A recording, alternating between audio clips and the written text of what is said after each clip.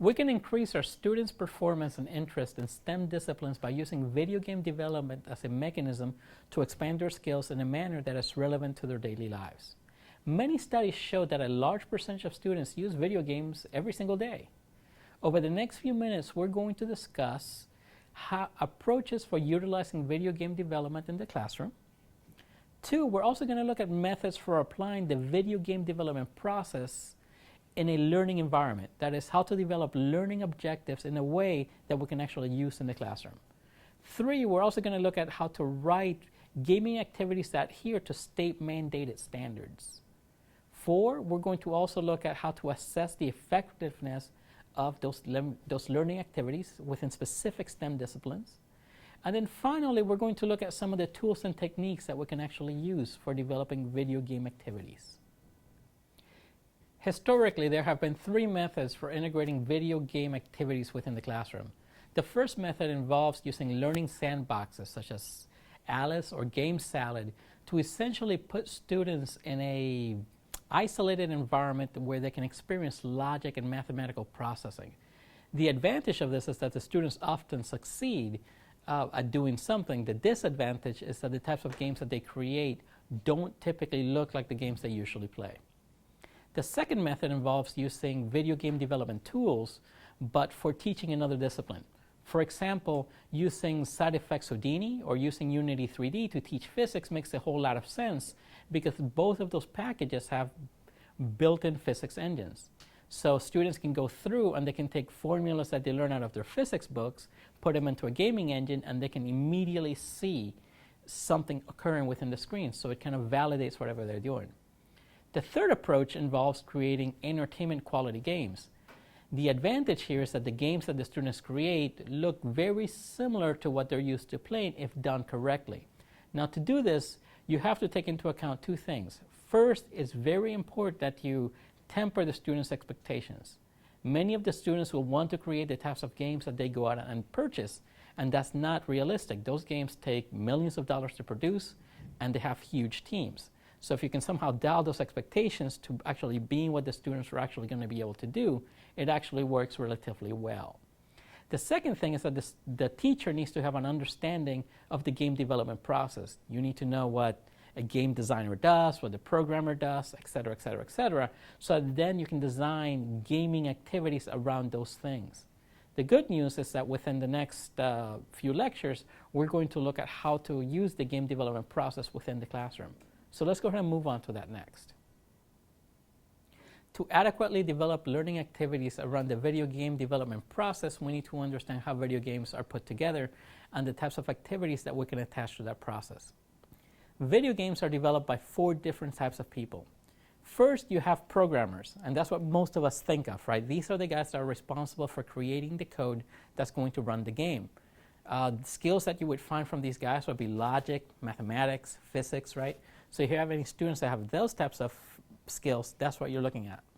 The second group are artists. This group is responsible for creating all of the visual aspects of the game. The characters, the background, the user interface, anything that has to do with the visual look of the game is going to be created by this team. In a typical video game development team, they are the largest team. So if you have 100 people working, about 70 of them are going to be artists. The third group are game designers.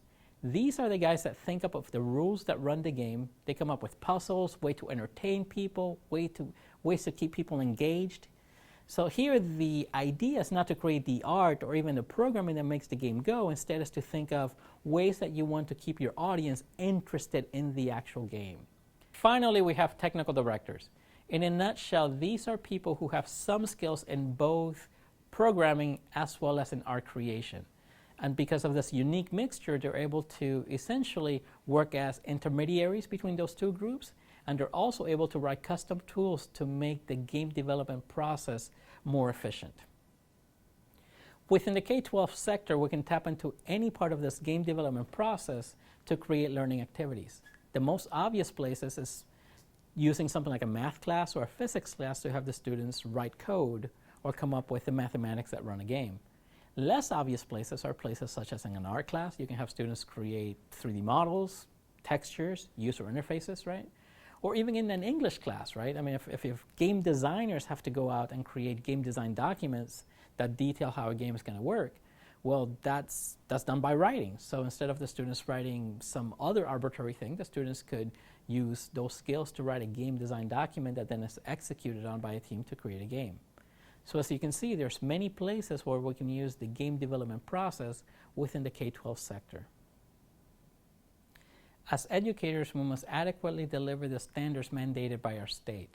Whether we use Common Core standards or state-specific standards, we can't go off into the big blue yonder and spend a significant amount of time on a good learning activity if it doesn't contribute to the standards that we need to cover. So the question becomes two-pronged. One is, how do we match the gaming activity to the state standards? And two, how do we produce something that the students will find worthwhile within the amount of time that we have available? The first question is easy to answer if you have a background in instructional design. First, we'll look at the objectives mandated by the standards. Then we create assessments to test those objectives. And then we match that to the learning activity. To make the gaming activity, we need to provide the students with a pre-made pie that is missing only the slice that matches the learning objectives that we need to cover. In some classes, the missing pie can be significant. For example, in a physics class, it would be possible to spend a lot of time to create a physics-accurate game such as Angry Birds.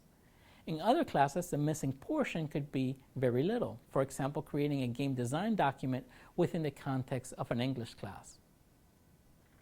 Another approach is to bunch multiple learning objectives into a single activity.